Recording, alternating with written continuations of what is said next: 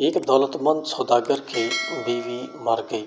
تھوڑے عرصے بعد وہ خود بھی دمے کے مرض میں مبتلا ہو گیا۔ اس نے اپنی کل جائیداد اپنے جوان بیٹے کے نام کر دی۔ جائیداد پا کر پہلے تو نوجوان لڑکا اور اس کی بیوی سوداگر کی اچھی طرح دیکھ بھال کرتے رہے، مگر 6 مہینے بعد انہیں نظر انداز کرنا شروع کر دیا، جس سے علاج معالجہ بھی چھوٹ گیا اور کھانا بھی وہی ملنے لگا جو معمولی طور پر گھر میں پکتا تھا۔ ایک دن نوجوان بیٹے نے باپ سے صاف کہہ دیا کہ آپ اپنی چارپائی دروازے پر بچھا لیں تو بہتر ہو، کیونکہ ہر وقت کھانستے رہنے سے بچوں میں بیماری پھیلنے کا اندیشہ ہے۔ بیمار باپ کو صبر و شکر کے سوا چارہ ہی کیا تھا۔ اس نے کہا، مجھے کوئی عذر نہیں، مگر ایک کمبل اوڑھنے کو چاہیے، اس لیے کہ ابھی سردی باقی ہے۔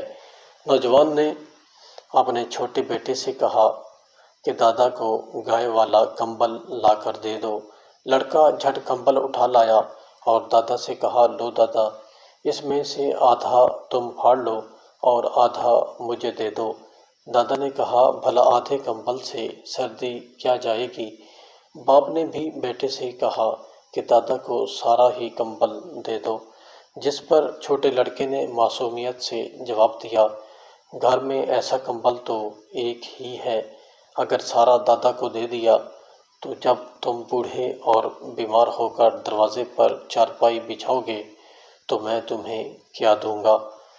نوجوان باپ اپنے لڑکے کی یہ بھولی بات سن کر سہم گیا اور باپ سے معافی مانگ کر پوری اطاعت اور خدمت کرنے لگا، جس سے باپ بھی خوش ہو گیا اور بیٹے کی عاقبت بھی سنور گئی۔